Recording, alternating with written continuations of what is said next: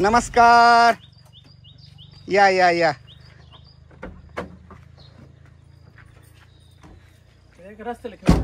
हा चौफुली हा नगर सुल्ला रस्ता जातो. हा सायगाव कोटमगाव इथे आहे ना 5 रस्ते एकत्र येतात. एक धामणगाव आणि येवला. नमस्कार विशाल भाऊ. गोगे का बोला. हे घर आहे तुमचं? हो हे घर आहे भाऊ गरीबाचं बघा. पत्र्याचं घर आहे. शेजारी भाऊ राहतो माझा. भाऊ कंडक्टर आहे. अच्छा अच्छा. हा आम्ही दोघं भाऊ आणि 6 बहिणी मोठमोठ्या. अच्छा. विशेष म्हणजे आपलं घर आहे ना चौफुलीवर विशाल भाऊ. दिवसातून कमीत कमी 2-4 लोक तरी रस्ता विचारतात. सायगावला कोणता रस्ता जातो, येवल्याला कोणता जातो, कोटमगावला कोणता जातो. अच्छा अच्छा. त्याच्यामुळं अनोळखी माणूस जर तिथं चौफुली थांबला तर मी स्वतःहून घरातून खिडकीतून बघत राहतो आणि जातो आणि त्याला रस्ता सांगतो. खूप आनंद वाटतो त्याला बी आणि मला पण. तुमचं गाव ऍड्रेस सांगा ना. मातुलठाण, मुक्काम पोस्ट मातुलठाण, तालुका येवला, जिल्हा नाशिक. अच्छा. आणि इथून इकडे आपली सगळी शेती आहे. 6 एकर. 6 एकर भावाला, 6 एकर मला आलेली आहे. आई वडील अजून 100च्या आसपास. आई वडील पण आहे. भावात राहतात ते. आपण भेटू त्यांना आई वडिलांना पण. 2 मिनिटं चला. ते विचारतात मला करायचे आईचे ती शिन्नरला कधी जाणार आहे. हा का? हा व्हिडिओ काढायला. आणि आता व्हिडिओ काढणारेच प्रत्यक्ष भेटतील आईला. चला चला ना. हा या. आजी बाबा दोघं पण आहे ना? हो 100च्या आसपास. नशीब आहे हो तुमचं अजून आहे. हा? नशीब आहे तुमचं आहे अजून. नशीब म्हणजे आणि प्रचंड कष्ट केलेले बरं का. 14 नाते मुलाचे 3 6 म्हणजे बाबाला 6 म्हणजे मला 6 बहिणी आणि दोघं भाऊ. भाऊ कंडक्टर आहे आपले. रिटायर झाले ते. हे बघा या काकांच्या आई हिरालाल काका यांच्या मातोश्री आणि हे त्यांचे वडील. साधारणतः दोघं पण हे 100च्या आसपास आहेत. त्यांचं नशीब आहे अजून का त्यांचे आई वडील हयात आहे. विशेष म्हणजे बीपी शुगर काहीच नाही नव्हतं. त्यांनी कधी सलाईन ते सुद्धा लावलं नाही तर नाही ना. मी अक्कल खात्यात डॉक्टरला बोलवलं. 500 रुपये खर्च केला. डॉक्टर म्हणे यांची तब्येत ठणठणीत आहे म्हणे. आता दसऱ्याला 2 वर्ष होती. लावगड ठिकाणी ऑपरेशन झालं. आधी 8 वर्ष झाले काकाचं येड. आणि मग पुन्हा आता 2 वर्ष या दसऱ्याच्या दिवशी 2 वर्ष होतील. तसे जागेवरची गावाला नाही, गवतला नाही, कुठेच नाही, काहीच नाही. बरे बरे. त्यांचं हेच वाक्य 2-4 महिने. अमोलचा पोर बरं आहे का? बरोबर आहे. म्हणजे माणसाचं शेवट कुठपर्यंत करण जातं. पंतू नाताचा पोरगा अमोलचा पोरगा आहे 1.5 वर्षाचा. 6 मुली त्यांच्या मुलीला मुलं झाले, मुलाला पोरं झाले. 11 नाते यांची मुलाची 3 खूप विशेष आहे. आई वडिलांचं आजी भेटायला येतं का तुम्हाला? हे भेटायला येतं का तुम्हाला? काय हे काका भेटायला येतं का तुम्हाला? कोणते? हे तुमचे मुलगा तुमचा भेटायला येतं का? म्हणजे मी इथंच राहतो ना. येणच राहिलं भेटा येतो तर येतं ना. मी येत कॅपाला फोन नाही केला. त्याला म्हणले तो तिकडे गेलता पुरी इकडे. तसंच नाही गेलो होतो मी. कांता लाठी बांधून आलो. मी नाकडे गेलो होतो. चला मित्रांनो एकदम भारी वाटलं. हॅलो अजून बोला. एवढ्या वेळपर्यंत आलो शुगर नाही काही नाही माळ्यात शोधून सापडतात असे. मात्र ठाण्यात आलो ना. आला का मला? हा आला ना. आज ना चला ना मग उतरा. हे बघा हे मळ्याचं आहे ना आपलं शेवटचं टोक आहे. मगाशी तुम्ही तो नगरसूळ रोड बघितला ना तिथून तर इथपर्यंत हा कच्चा रस्ता शेतकऱ्यांसाठी केलेला आहे आम्ही. अच्छा म्हणजे 2 रस्ते तुम्हाला मिळाला? हा एक सरकारचा रस्ता आणि हा एक खाजगी रस्ता. सरकारचा म्हणजे नगरसूळ. हा तुमच्या शेतीवाल्यांचा सगळ्यांचा? हा हा हा हा शेत रस्ता. अच्छा अच्छा. आणि यावर्षी काय केलं विशाल भाऊ, झाडावर खूप माझं प्रेम आहे. जवळजवळ आहे ना 50-60 झाडं लावलेले 5-5 फुटावर करंजचे बघा. पहिले एकच लावलेलं होतं. हे 2 वर्षापूर्वीचं झाड आहे. हे मला खूप आवडलं म्हणून म्हटलं असे 50-60 झाडं लावलेले आपण बघू शकतात. अरे बापरे. असं आणि ऍडजस्टमेंट करायची सवय. आता हे कांडी गवत आहे याच्यामध्ये मी डांगर लावलेले.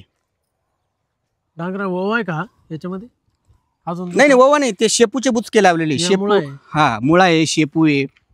थोडक्यात म्हणजे जी जागा आहे ना अशी खाटी ठेवूशी वाटत नाही. ऍडजस्टमेंट करायची. तुमच्याकडे गाई पण आहे का? नाही गाई पाळायची आहे दीपावली झाल्यावर ना. त्यासाठी मग पूर्व तयारी चालू की? राईट. अच्छा अच्छा अच्छा. तिथे खूप झाडं वगैरे दिसत आहे मला.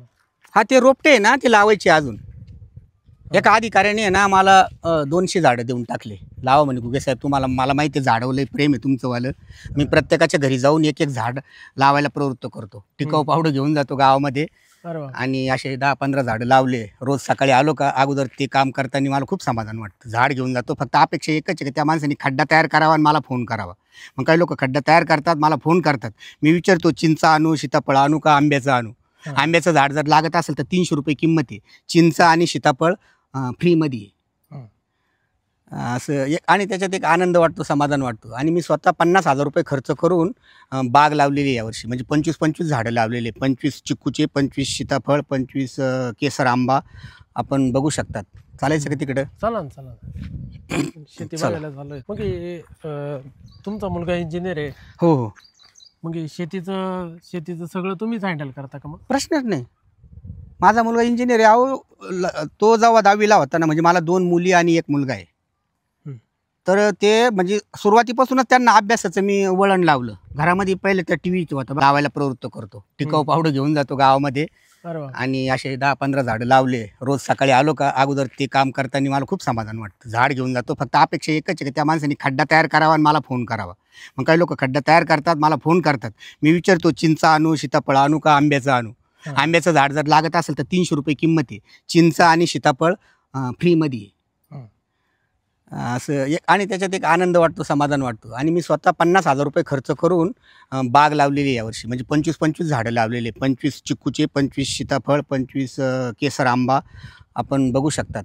चालायचं का तिकडं? चला ना चला ना. शेती बघायला झालोय. मग तुमचा मुलगा इंजिनियर आहे. हो हो, मग शेतीचं सगळं तुम्हीच हँडल करता का? मग प्रश्नच नाही. माझा मुलगा इंजिनियर आहे. अहो तो जेव्हा 10वीला होता ना, म्हणजे मला 2 मुली आणि 1 मुलगा आहे. तर ते म्हणजे सुरुवातीपासूनच त्यांना अभ्यासाचं मी वळण लावलं. घरामध्ये पहिले त्या टी व्हीचं होतं बघा, लय लोक टी व्ही पाहायचे. माझी पहिली मुलगी मोठी ती 10वीला गेली तेव्हाच मी सांगितलं एक तर टी व्ही म्हणजे अभ्यास कर, नाही तर मग आमचा टोप्याचा बिझनेस होता. म्हणजे घरामध्ये एक तर काम कर नाही तर अभ्यास कर. टी व्ही त्या दिवसपासून जी बंद केली, मग ती 10वीला गेली. नंतर दुसरा मुलगा अमोल तो 10वीला गेला 2 वर्षांनी. नंतर तिसरी मुलगी ती बी 10वीला गेली. असं करता करता 10 वर्ष ती टी व्ही जे बांधले ना गठुड्यामध्ये, मी तर म्हणतो अजून मी पाहायला भेटेल तुम्ही छोटीशी टी व्ही. त्याच्यामुळं काय झालं, माझी पहिली मुलगी कॉम्प्युटर इंजिनियर झाली आणि रेग्युलरमध्ये ती पास झाली. अच्छा. आज जावई बापू आहे, म्हणजे जावई बापू पण मेकॅनिकल इंजिनियर आहे. मुंबईला कामाला आहे महिंद्रा अँड महिंद्रामध्ये. 90,000 रुपये महिना आहे त्यांना. माझं स्वप्न होतं का माझ्या मुलींना बी नोकरी करावा आणि ती दुसऱ्या देशामध्ये सुद्धा जाईल. 2 मुली आणि 1 मुलगा आहे. आणि मी स्वतः फक्त 5वी शिकलेलो आहे. त्याच्यामुळं 5वी शिकेला असताना शिक्षणाचं महत्त्व मी जिंदगीभर मला ते बोचत राहिलं. बऱ्याचशा वेळेस मी अधिकारी संघ, लोकप्रतिनिधी संघ, खासदार आमदार संघ, कलेक्टर संघ निवेदन घेऊन जातो, डोकं लावतो. तर बरेचसे काही शब्द आहे ना माझ्या डोक्यावरून जातात. म्हणून मी ठरवलं का शिक्षणाला किती महत्त्व आहे. म्हणून मी माझ्या दोन्ही मुलींना ग्रॅज्युएशनपर्यंत शिकवलं. एक मुलगी इंजिनियर आहे, मुलगा पण इंजिनियर आहे. 25,000 रुपये महिना कमवतो, नाशिकला राहतो. आणि सुनबाईसुद्धा आता इंजिनियरच भेटलेली आहे. अच्छा. हा, ती सुद्धा जॉब करणार होती पण जरा बाळ झालं त्याच्यामुळं सगळं काही व्यवस्थित आहे बाबा. आपण. आणि एक वाईट वाटतं म्हणजे आई वडील आहे त्यांना तसं नाव ठेवण्याचा मला काही अधिकार नाही. शिक्षणाचं महत्त्व आई वडिलांनाच कळलं पाहिजे. माझ्या आई वडिलांना शिक्षणाचं महत्त्व कळलं, पण ते कसं बाद झालं, कांद्याची गाडी विकली, हिशोबाला नोटा मस्त आल्या, गंज झालं. तेवढंच त्यांनी मला शिकवलं. म्हणजे 4थी 5वी. तेव्हा 4थी म्हणजे आजची 10वीच्या पुढे. राईट. मग मला बरेचसे अधिकारी म्हणतात नाही हो तुम्ही 5वी शिकेल नाही वाटती, कारण बोलण्यावरून. पण तो अभ्यास आणि कसं बोलायचं काही मला सवय झाल्यामुळे आहे ना. आणि मग त्या अधिकाऱ्याच्या लक्षात येतं का नाही गुगे साहेब खरंच 5वी शिकलेले, पण प्रचंड अनुभव आहे. आणि एक गोष्ट सांगा प्रेक्षकांना का तुम्ही सरपंच म्हणून भूमिका करता, तर तुम्ही ओरिजिनल सरपंच होते का? नाही, अजिबात नाही. ओरिजिनल सरपंच नव्हतो, परंतु सरपंच संघ सतत मी नेमका शासनाच्या काही योजना असतात हे असतात. थोडक्यात म्हणजे गाव लेवलला सरपंच जे काम करतो ना ते मी 25-30 वर्षापासून करतो.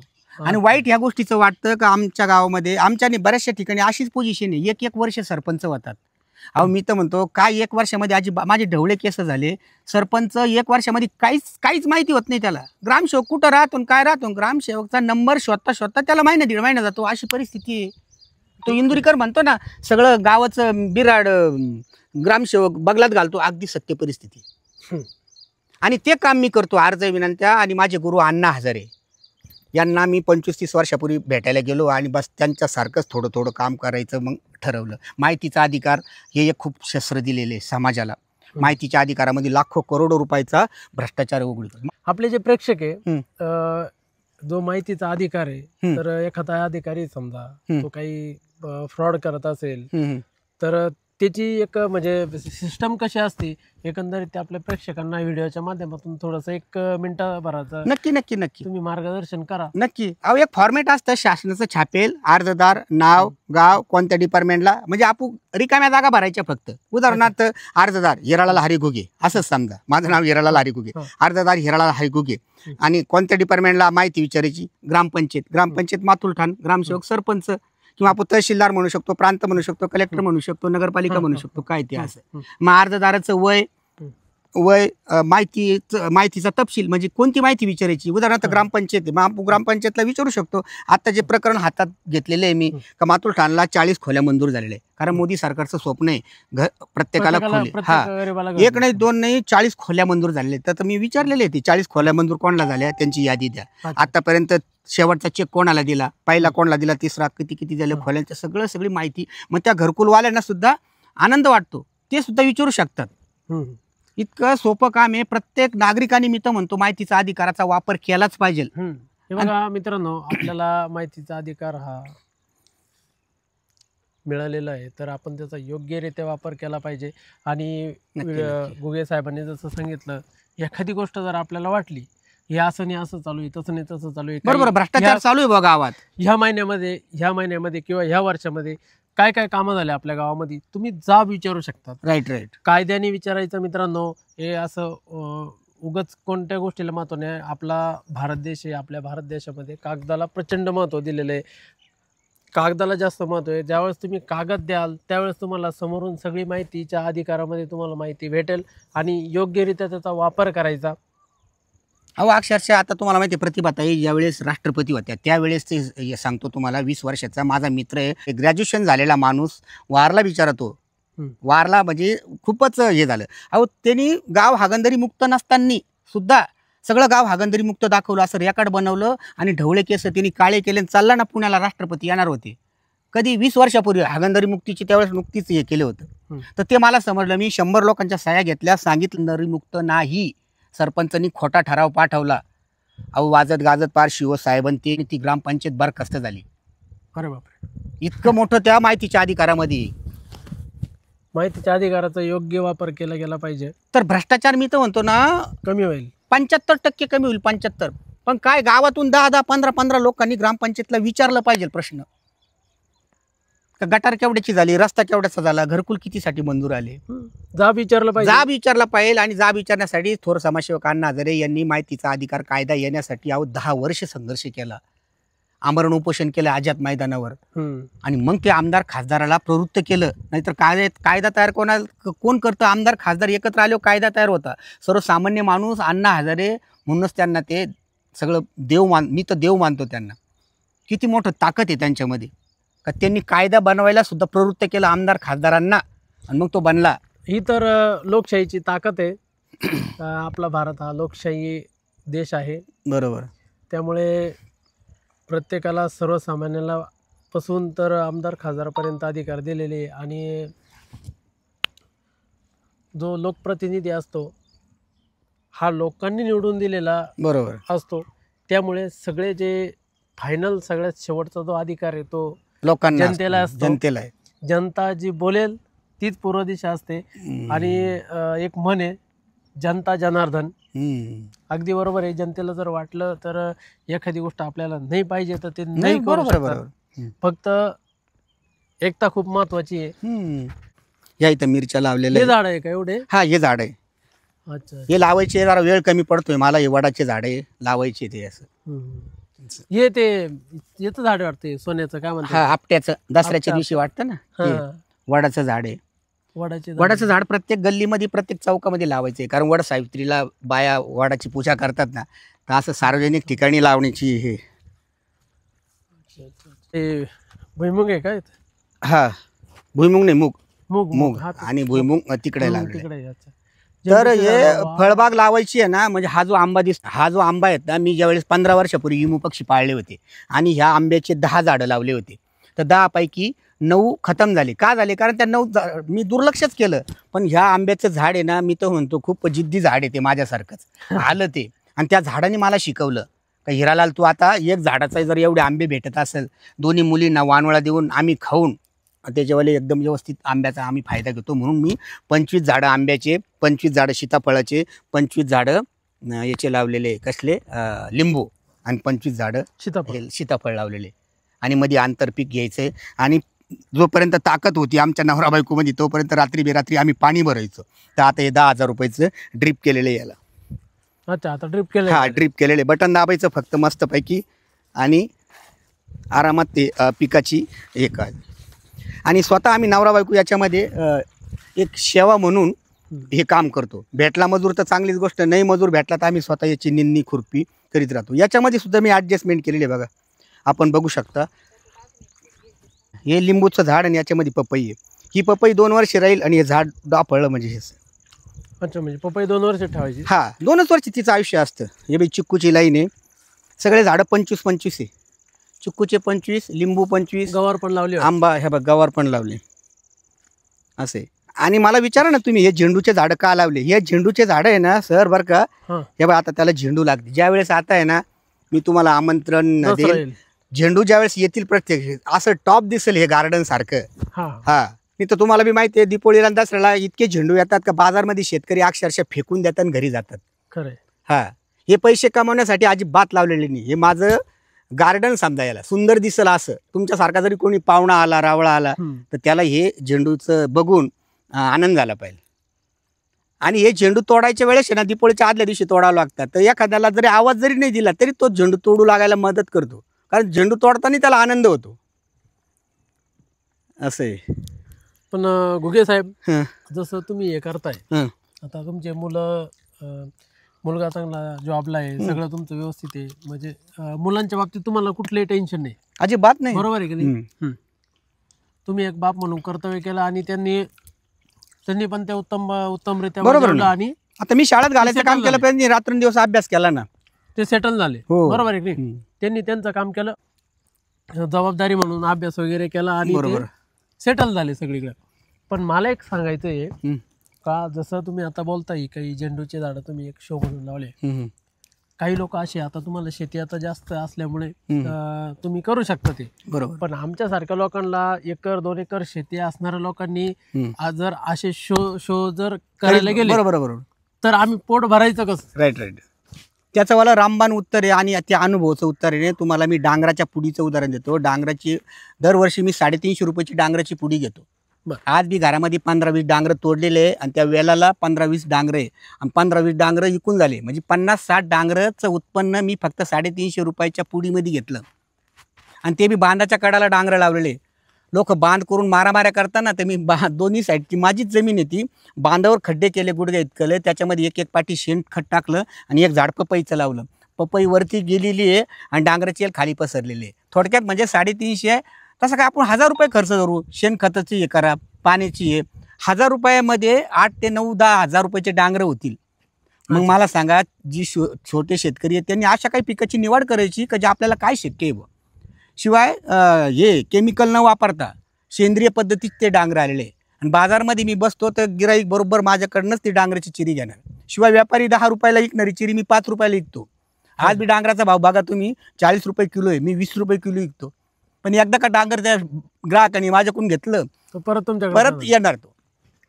तसं तुम्ही कमी शेतीवाले आहेत ना, का शेतीमध्ये मला सांगा ना काय म्हणून पिकणार नाही. तुम्हाला जर विचारलं का शेतीमध्ये काय काय पिकतं सांगा बरं, जमिनीमधलं पीक काय येतं आणि वरती काय येतं, तर 100 वस्तूंचे नावं सांगा. नुसती भाजीपाला जरी विचारला, शेपू, पालक, मेथी, अमकं तमकं फलणं, खूप मोठी यादी तयार होईल. मग त्याच्यातून आपल्याला काय परवडेल किंवा आपल्याला काय शक्य आहे. कमी जमीन आहे, आपल्याकडे मनुष्यबळ फक्त आता नवरा बायकोची आणि कुटुंब छोटं होत चाललेलं आहे. बरोबर आहे ना. तर त्याच्यामध्ये शेपू, पालक, कोथिंबीर करा. हा सुद्धा मी तो म्हणतो बिन भांडवली धंदा आहे. किती स्वस्त गेली कोथिंबीर तरी नक्की परवडते ती. नक्की परवडती म्हणजे 5 ते 10 पट पैसा आहे तिच्यामध्ये. नक्कीच. हा, कधी 100 रुपयाला जुडी होती कोथिंबीरीची. आपल्याला नकोय ते 100 रुपये, फक्त सतत करा. हो, मी स्वतः व्यापारी होतो. मी 275 रुपये जुडीनं पैसे घेतले असेल. नाही, दिले मोजून दिले हा समोर पहा बरं लोकांना. म्हणजे 250 रुपयाला, 2.5 रुपयाला काय 200 रुपयाला एक जुडी. हा बापरे. म्हणजे ती 200 रुपयाला व्यापारीने विकलीच असेल ना, तुम्ही बी 200 नाही नाही, आपली 300 350 विकायची ना. पहा बरं. मग मी असं राहतं. व्यापारी म्हणजे मी घ्यायचोच होता मला. आता ही बाजरी किती आहे इकडं? बाजरी 1.5 एकर बाजरी जवळजवळ. अच्छा, अजून काय काय पिक आहे पुढे? बाजरी पलीकडे मक्का आहे 2 एकर. हे सर्व क्षेत्र आहे ना 6 एकर आहे जवळजवळ. अच्छा. आणि हे कंपाऊंड केलेलं इथं हे कोणाचं आहे? अहो हे आपलंच आहे. कोणी का तुम्ही युमू पक्षी पाळले होते कधी 20 वर्षापूर्वी.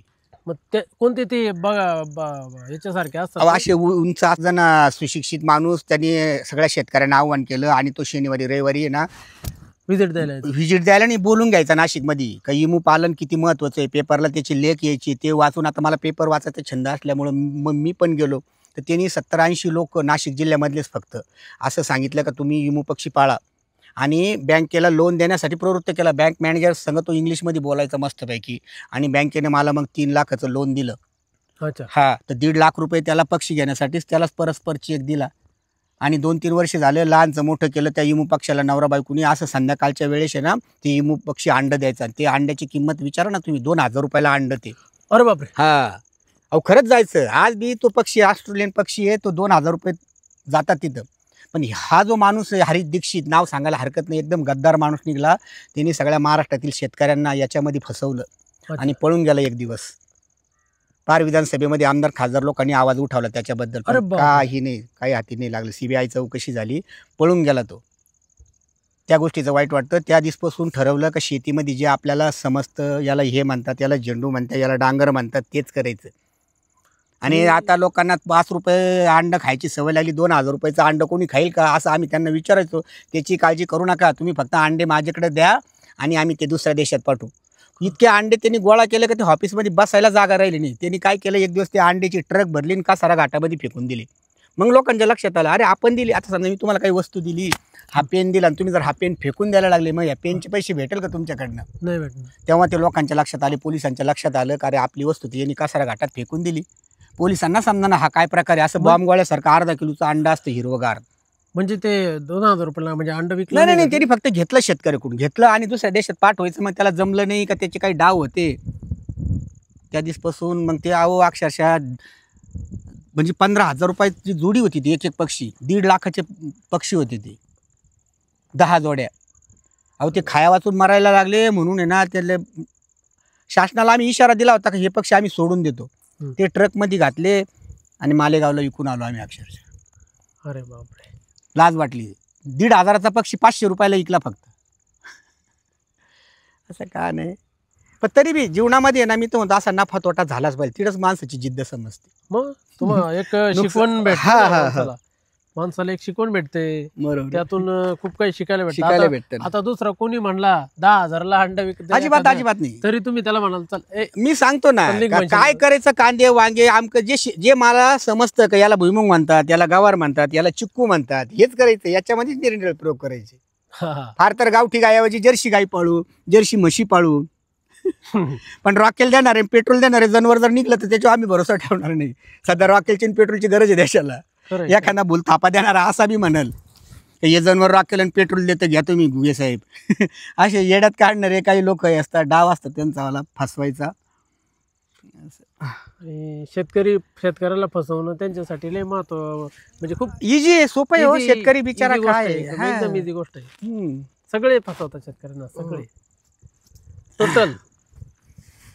तरी पण शेतकरी त्यांच्या जागेवरती आज मजबूतपणे उभा असतो. हाय हाय.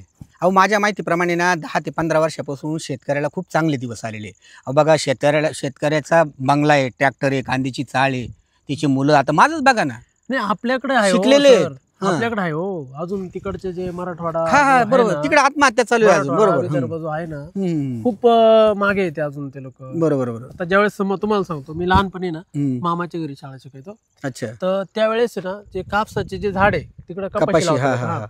तर ते एवढे राहायचे. हम्म. डोक्यावरले. हा डोक्यावरले बरोबर, राहायचे. तिकडे कपाशीच जास्त. हा. आता बी कपाशीचं पीक. तर आता मी बघतो ना, हम्म. तर आता एवढेच झाड, हम्म. एवढेच झाड लय फार झालं ना तर एवढे झाड. हम्म. म्हणजे तेवढं जे ऍव्हरेज भेटायचं ना पहिले, आता आम्ही काय करायचो ते 500 रुपये वेचायला जायचं कापूस, आणि तो 500 रुपये कापूस वेचायला जात असल्यामुळं आम्हाला ते ऍव्हरेज कळायचं नाही का. हा बरोबर आहे. किती कापूस येतो असं. एक गल्ली दिली का ओटी भरून जायची, म्हणजे पाठीला ओटी बांधायचो, आणि तेच पैसे आम्हाला याला काम यायचे, शाळेला किंवा खाऊ खायला, शाळेला किंवा काय असं वेळ खायला. तर त्यावेळेस ना खूप ऍव्हरेज मिळायचं. आता तसं दिवस पण राहिले नाही, प्रजन्य पण चांगला नाहीये. बरोबर, बदल होत चाललं, खूप अवघड होत चाललंय. पर्जन्याच्या भरोशात अजिबात नाही. आता हे मे मध्ये जून मध्ये मी जसं शेती करायला लागलो 30 वर्षापासून, मला पहिल्यांदा असं झालं की जून मध्ये माझी विहीर भरली, बंधारा भरला नाही. हे तर माझ्या उभ्या आयुष्यात म्हणजे पहिल्यांदाच घडलंय असं. माझ्या सुद्धा तसंच आहे. मी तर खूप लोकांना हेच सांगतो, अरे बापरे काय मे मध्येच विहीर भरले, विहिरी भरल्या, नाही तर विहिरी पार ऑक्टोबर नोव्हेंबर दिवाळी झाल्यावर भरत होतात ना. मग त्याचा फायदा आपण घेतला पाहिजे. जे काही पाणी भरणारी पिकं आहे ते करू राहिलो मी. गुगे काका, मला एक सांगा, महत्वाचा प्रश्न आहे. बोला. का तुम्ही एवढी शेती दोघ जण नवरा बायको हँडल करतात, हो, आणि प्लस तिकडे तुम्ही शूटिंगला पण येतात, बाकीचे जे काही तुमचे जे काही समाजकार्य आहे, माहितीच्या अधिकारातले, ह्या सगळ्या गोष्टी तुम्ही मॅनेज कशा करता? त्याला आहे ना एका वाक्यात सांगू का सविस्तर सांगू? एका वाक्यात आहे ना, फक्त तीव्र इच्छाशक्ती पाहिजे. इच्छा असेल तर मार्ग दिसेल.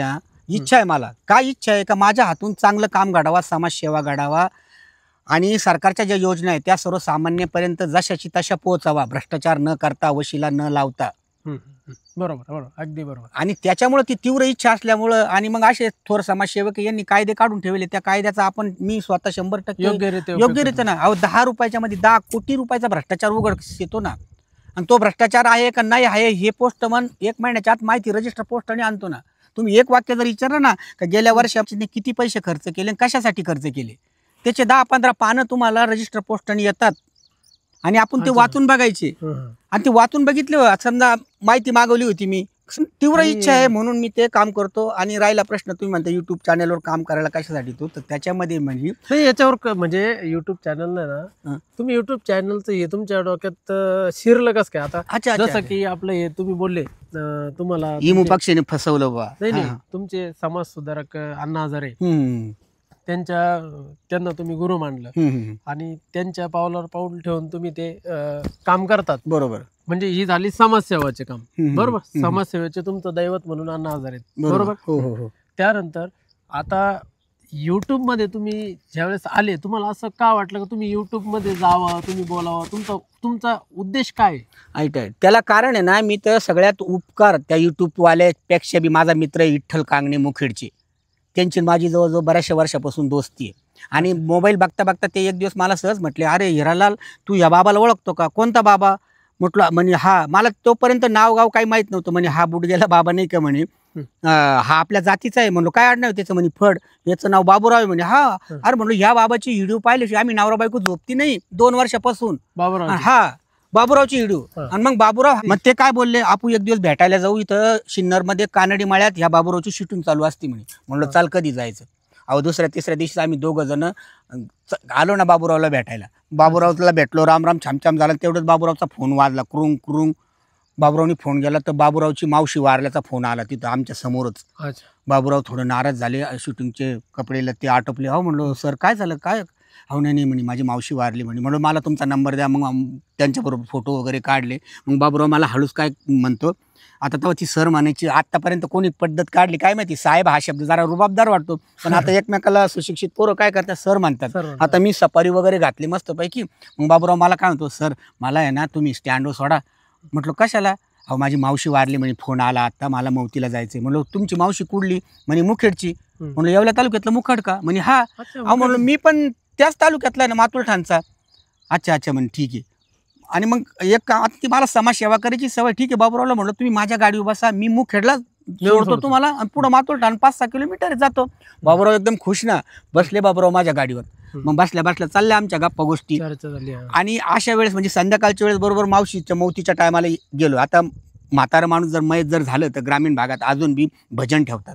आणि नेमकं ते मौतीच्या वेळेस भजन ठेवलं तिथं गावकऱ्यांनी. आणि मला भजनाचा छंद लहानपणापासून, गोंधळाचा छंद.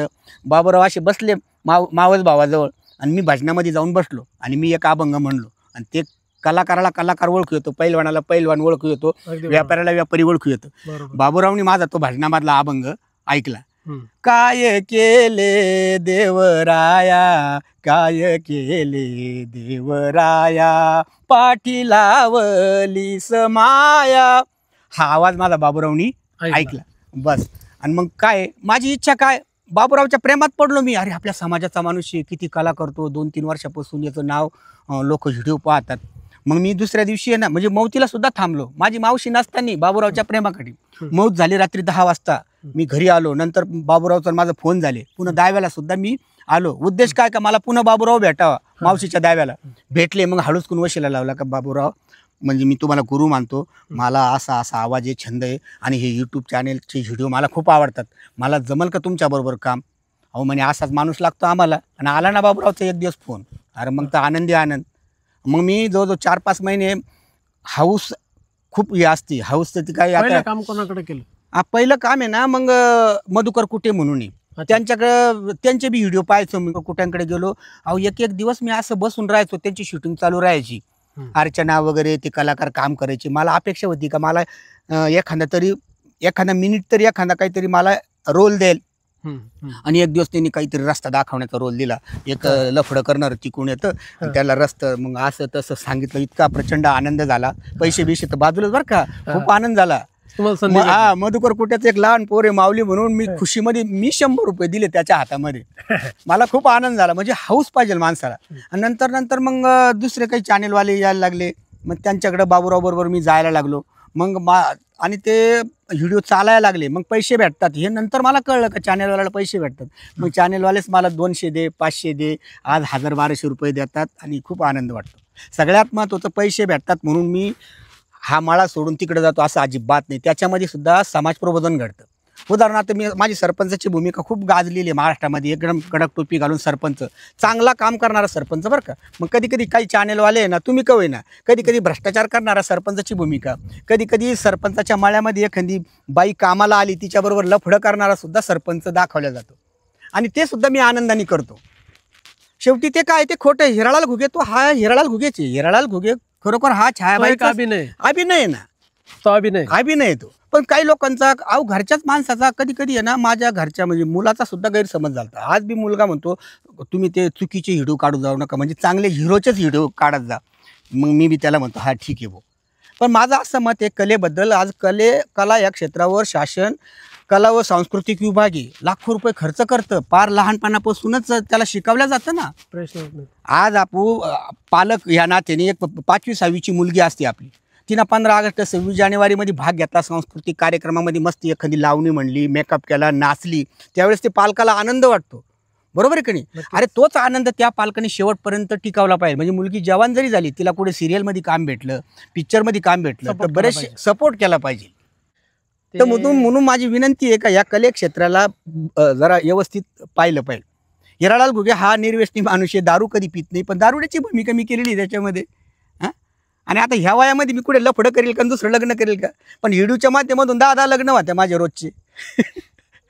असं अजून काय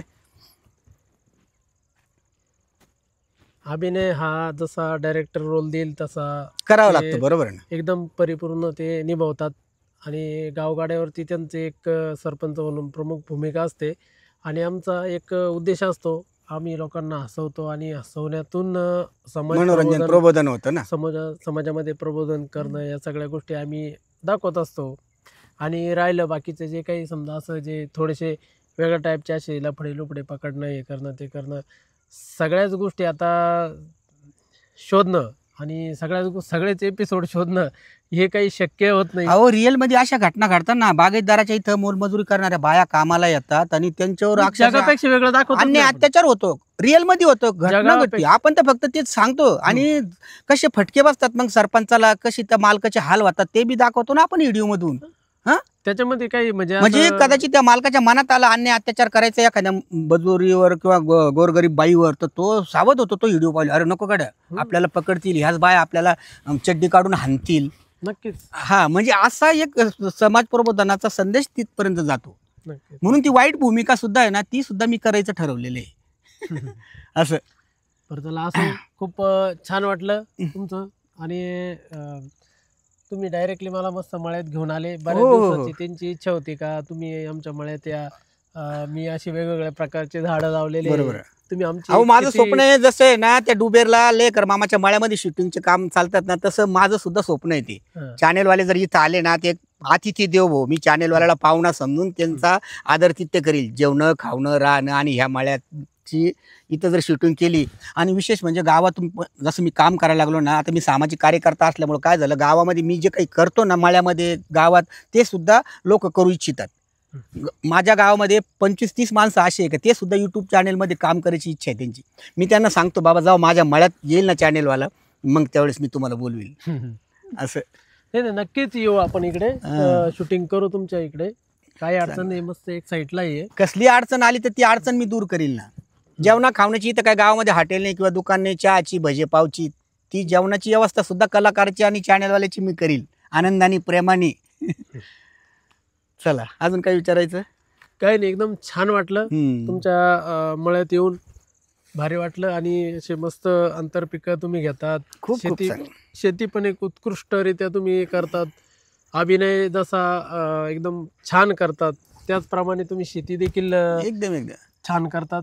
अहो सकाळी 7 वाजेपासून जर आलं ना, जेवणाला सुद्धा मी मंडळीला सांगतो आणि माझी मंडळी मी आंब्याच्या झाडाखाली मस्त जेवतो. कंटाळा येईपर्यंत काम करतो. कंटाळा आला काम थांबून घ्यायचं, झोपून घ्यायचं आरामशीर. पुन्हा चार्जिंग झालं, फ्रेश झालो का मग काम करायचं. काम बदलून बदलून करायचं. हां, हां. म्हणजे कंटाळा येतो. हा म्हणजे गवत कापायचा कंटाळा आला तर झाडांना पाणी घालायचं, हे करायचं. हे असं काम बदलून जर केलं ना तर त्याच्यामध्ये माणूस फ्रेश राहतं. 24 घंटे फ्रेश राहतं बघा. नक्कीच. शेवटचा आटा माझ्या म्हणजे पेपर वाचता वाचता मला झोप येते. मी पेपर वाचून झोपतो आणि अंथरुणावर पडल्याबरोबर 5 मिनिटाच्या आत झोप लागते. लय लोकांनी बावळटपणा करून ठेवलेले. काही लोक दारू पितात ना, म्हणतात मला झोप येत नाही. त्याच्या मी तर होतं तांगड्या जोडायला पाहिजे. अरे तू दिवसभर कष्ट कर, काम कर, चांगलं कर्म कर ना, आपोआप झोप लागेल ना तुला. व्हिडिओच्या माध्यमातून सांगतो, मला एक गोष्टीचा खूप अभिमान वाटतो काका तुमचा, का तुम्ही निर्व्यसनी आहे. राईट. त्या गोष्टीचा खरंच मला अभिमान आहे. आणि मी ठामपणे सांगतो का जे आता तरुण पोर आहे का ज्यांना व्यसन लागलेले नाही, त्यांनी काय करायचं, फक्त चांगलं काम करायचं आणि कष्ट करायचे दिवसभर. ते म्हणजे दिवसभर काय कष्ट. अरे आपले दोस्त आहे ना, त्या दोस्ताला तुम्ही मोटरसायकलीने दोस्ताच्या घरी पायी पायी जा. मी पायी पायी अक्षरशः माझे दोस्त राहतात 2-2 किलोमीटर. काही काम जर समजा मी आज थकलो नाही, माझ्या लक्षात आलं तर पायी चालत जातो त्यांच्या मळ्यात. तिथं जाऊन गप्पा गोष्टी करून चहा पाणी पिऊन पुन्हा पायी चालत येतो. म्हणजे 4 किलोमीटर जर माणूस पायी चालला तर संध्याकाळी तो भाजी चपाती का बेसन भाकर आहे खायला, जेवण पटकन करेल, लगेच झोप लागते त्याला बघा. म्हणजे शरीराला मुवमेंट पाहिजे. राईट. म्हणजे माणूस कुठं हालचाली करायची गरज नाही. आणि माणूस जर दमला, माणूस बरोबर. जर थकला तर तो नक्कीच नाही. जेवण पोटभर अहो आता हे जेवण व्हिडिओ करून काढते दिवसभर मी इतकं थकतो काय सांगा. उभं राहतो, बोलणं एकदम आनंदी आनंद. संध्याकाळी गेलं ना तर ते सुनबाई म्हणते 2 घास जेवलं की इतकं पटकन झोप लागते. कधी कधी मुलाकडे थांबतो, कधी इकडे येतो ना मी. त्याचं कारण खूप थकलेलं राहतं आणि मन खूप ताजं राहतं, निवांत असं. चला, छान वाटलं. ओके, धन्यवाद. तुम्ही आलात त्याच्याबद्दल खूप खूप आभारी विशाल भाऊ. लय दिवसाचं माझं स्वप्न होतं का मी यूट्यूब चॅनेलवाल्याला माझ्या मळ्यात बोलवील, पण अचानक जेव्हा तुमचा काल फोन आला, अरे बापरे, मी सर्व म्हणते मला इतका आनंद झाला. तर चला मग असं, कारण हे मला व्यक्त करायचं होतं. कधी बी आपल्या मनातलं सुख दुःख व्यक्त जर केलं ना तर त्याचं खूप हे होतं. आता दुःख तर काही नाही, आनंदच व्यक्त केला का अरे मी जे काही सांगितलं ते बऱ्याचशा लोकांना पटू ना पटू, पण आपलं काम मात्र असं आहे. आणि त्याच्यामध्ये माझं स्वतःचं बी कुटुंब, मी स्वतः समाधानी आहे. जे काही माझं पाहून काही लोक आचरण करतात माहितीच्या अधिकाराचं, मी आत्तापर्यंत खूप वैयक्तिक जीवनामध्ये तर खूप केलेले हो. प्रथा विरोधी लग्न केलेले, हुंडा मानपान न घेता, रक्तदान 35-40 वेळेस केलेले, उपोषणं केलेले. असं नक्कीच तुमचं समाजकार्य तुम्ही असंच चालू राहा. नक्की शेवटपर्यंत चालू राहणार. आणि आमच्या यूट्यूब चॅनलला पण तुम्ही येत चला. नक्की. अहो तुमच्या चॅनलचं नावच मला आवडलेलं आहे, गावगाडा. आणि गावगाडा ह्या तुमच्या चॅनलचं विशाल भाऊ मला नाव आवडलेलं आहे. मी तर म्हणतो त्या गाडीची जी खोपडी आहे ना त्याच्यावर असं गावगाडाचा मला सिम्बॉल हे करायचं. अहो खूप अनोळखी लोक हळूचकून आपल्या जवळ येतात. हळूचकून दबकत होतो, तुम्ही मोबाईलमध्ये काम करतात का, किती आनंद होतो. गावगाडा. हा गावगाडा. ते लगेच तुमच्या चॅनलचं नाव सांगतात. मग आपण आला आता आपल्याला ते चल भाऊ चहा घेऊ वगैरे, ते आपला नंबर घेतात. नाही हो, मीच तुम्हाला चहा पाजतो. सांगा ना. मी सख्खे नातलग जर भेटले तर तेच कधी चहा पाजणार नाही, पण अनोळखी माणसं किती प्रचंड आनंद राहावं. आणि माझ्यापेक्षा माझे गुरु आहे बाबूरावची तर मग विचारू नका. बाबूरावला तर 15-20 लोक गराडा घालतात ना. त्याच्यावरून आता मला फक्त 2च वर्ष झाले तरी मला दिवसातून 5 ते 6 लोक, अनोळखी लोक बरं का, हळूचकून नमस्कार घालतील दबक्या स्वरात. आणि मी म्हटलो का मग लगेच सांगा तुमचा नंबर सर, चला चहा घेऊ. म्हणजे किती एवढा आनंद कुठं नाही ना. म्हणजे मान सन्मान पैसा सगळं काही भेटतं ना याच्यामधून, कलेच्या माध्यमातून. नक्कीच. आणि ते कोणत्या तरी लेखकांनी म्हटलेले करी मनोरंजन मुलांचे काय असं तरी ते आहे. ते मनोरंजन करणं हे चांगलं काम आहे. मी गावगाडा जे नाव आहे, हं. हे गावगाडा नाव शोधायला कमीत कमी 8 दिवस वेळ दिलेला हो आहे. लय. नाही नावाला चॅनलला नाव काय द्यावा राईट असं माझ्या डोक्यात होतं. खूप खूप खूप. पहिले मी समाज प्रबोधन म्हणून नाव देणार होतो. दुसरे एक गावाकडच्या गोष्टी म्हणून नाव देणार होतो. त्याच्यानंतर अजून आहे ना एक काहीतरी होतं, हित हित हित म्हणून नाव द्यायचं होतं मला. हा. नाही हे नाव शोधलं ना विशाल भाऊ तुम्ही. कारण नंतर गावगाडा हा शब्द प्रत्येक गावातील लोकांच्या 10-15 वेळेस तोंडात याचा असं, हे बाई गावगाडा आहे, गाव म्हणजे काही बरं हो वाईट हो माणूस सहज म्हणतो हा गावगाडा आहे. कोणी चांगलं राहतं, कोणी वाईट राहतं, कोण काय तर कोण काय असं. म्हणजे गावगाडा हा शब्द ना ग्रामीण भागातील लोकांच्या मनातला आहे. मनातला. आणि तेच तुम्ही नाव दिलं. खूप नाव तुमचं गाजतच चाललेलं आहे. अगदी किती लोक आहे आता त्याला काय म्हणतात? 1,40,000 सबस्क्रायबर आहे. बाबा 1,40,000 म्हणजे 1.5 लाख जवळजवळ. पहिल्या सबस्क्रायबर पासून गुगे आपल्या सोबत होते. पहिल्या सबस्क्रायबर पासून तर आजही 1,40,000 आपले पूर्ण झालेले, तरी पण ते आपल्या सोबत आहे आणि शेवटपर्यंत राहणार हो. शेवटपर्यंत राहणार. गावगाड्याचा सरपंच बदलत नाही. तेच तुम्ही फिक्स आहे तो भ्रष्टाचार तो करू. सरपंच म्हातारा झाला टेकला ना. आम्ही तो म्हातारपणाचे बी काढा त्याच्यावाले घ्या हे सरपंच आहे आता ते डुबेरला किंवा बाबूरावच्या घरी शिटूला येऊ शकत नाही. माझ्या घरी कवी नाही. इथंच आपल्याला बसल्या हे करायचं. करू ना आपण इथे झाडं जुडं मोठं झालं किती होणार आहे. होईल इथं. एक मोठा टोलेजंग फार्म होईल इथं. होईल. आणि इथं आता दिपोळी झाली का नाही तर गाई म्हशी शेळ्या बकऱ्या पाळायचंय जे हे आहेत ना. हा एक सांगू का मी काका, हा. हे जे तुमचं जे कंपाऊंड वगैरे जे केलेलं ना तुम्ही, एकदम भारी काम आहे नाही का. भेटला मला एक पार्टनर पण भेटला दिपोळी झाल्या ना. याच्यात मुक्त गोठा करा तुम्ही. हा बरोबर. गाईचा मी विद्यापीठात जाऊन सगळं अभ्यास करून आलेलो आहे. फक्त आता ते कृती करायची बाकी. हे जे लावलं ना हे सगळं आतापर्यंत लई जण पेपर वाचायचा छंद. अॅग्रोवन पेपर मी नेहमी वाचतो. आता हे जे झाडं आहेत ना, हे झाडं आहेत ना, हे थोडेसे मोठे झाले का याला सुद्धा गाई तुम्ही बांधू शकता खाली. प्रश्नच नाही. किंवा याच्यात तुम्ही डायरेक्ट मोकळे सोडू शकता. हे तर भरपूर मोठं आहे. ती आंब्याची लाईन आता हे 8-9 वर्षाचं झाड आहे बघा. अशी लाईन तयार होईल ना म्हणजे सावली होईल पुन्हा. तेच ना मग सावली म्हणजे तुम्हाला सांगतोय बा, एक तुम्ही लक्ष्मीचं तुम्हाला पुण्य भेटेल. बरोबर. आणि तुमची शेती पण तुमच्याकडे भरपूर आहे. लक्ष्मीचं नाव काढून म्हणलं विशाल भाऊ माझ्याकडे एक गावठी गाय, इतकं त्या गावठी गायीवर माझ्या बायकोचं प्रेम आहे काय सांगावा. ती जर नाशिकला गेली ना तर ते शेजारच्या माणसाला 200 रुपये कबूल करते का गायला 2 टाइम पाणी 5 चारा टाक. आणि मी तिला म्हणतो गावठी कशाला ठेवली तू असं म्हणतो. तुला जर्सी घेऊन देतो ना. इतकं बी खूप बिचारी. आमची मम्मीची आवडती, माझ्या मम्मीची आहे ना, माझ्या मम्मीचे एक गाय आहे आमची. बरोबर. हा बागाविषयी झालता आपला. ती लहानपणापासून आम्ही सांभाळली. आता ती एक गावशाळेत नेऊन सांभाळायला दिली ती सध्या. म्हणजे आमच्याच मामाचा मुलगा आहे, गौशाळा चालवतो तो. हा ती शाळा चांगली बरं का. म्हणजे युविका गौशाळा म्हणून. कोण गावला आहे ती? आमच्या गावातच आहे. तर तो गौशाळा चालवतो आणि त्याचे काही प्रोडक्ट पण आहे ते. इथं पण यावेळेला फार मोठी संस्था आहे ती. स्वातंत्र्य मिळण्याच्या अगोदर ती संस्था स्थापन गौशाळा. मला वाटतं महाराष्ट्रामध्ये अशा फक्त 2-3च गौशाळा आहे का गाईचाच ते सांभाळ करतात. अक्षरशः त्यांनी 5-6 एकर जी शेती आहे ती शेती सगळी गायींवरतीच त्यांनी हे केलंय. हो ना. असा आता मी जे पार्टनर आहे ना बरं का, पैशासाठी नाही तर मला मी शेणखत फार महत्वाचं आहे. त्याच्यातून आहे ना आता जमीन आहे, खाद्य सगळं काही करणार आहे. फक्त त्या पार्टनर कडून एकच आहे का त्यांनी गाई जनावरे पिळायची आणि दूध विकायचं. आणि काय जे देणं घेणं ते नंतर आपण मग तुम्हाला सांगेलच. चांगलं आहे त्या जागेचं योग्य. आणि काळाची गरज आहे ना. आज दूध फळं लोकांना कमी पडू राहिले. शिवाय असली दुधामध्ये तर आता याविषयी बोलायचं ठरलं. दुधामध्ये इतकं भेसळ होऊ राहिलं. भेसळयुक्त दूध आहे म्हणजे काहीतरी केमिकल ढवळं पाणी करून विकायचं काम चालू आहे. आपल्या महाराष्ट्रामध्ये प्रचंड प्रमाणात दुधाचा मध्ये भेसळ आहे, भ्रष्टाचार आहे. तुम्हाला सांगतो देशामध्ये आपल्या जर विचार केला ना तर दुधाचं उत्पन्न कमी पडतंय. हा ना, मग कमी पडतं. एवढा सेल आहे दुधाला, हा हा हा पण ते उत्पन्न हे डुप्लिकेट पण डुप्लिकेट. हे त्याचं साठा भरवत आहे. हम्म. हा, चालायचं चहा असो. चला मग आता. ओके. चला मित्रांनो, धन्यवाद गोगे काका, तुमचे खूप खूप धन्यवाद. अहो तुम्हाला उत्कृष्टरित्या मला असे आता तशी रोजच निवांत झोप लागेल, एकदम आनंदात झोप लागेल बघा मला. चला आपण जेवण वगैरे करू आता, चालेल. जाऊ. चला.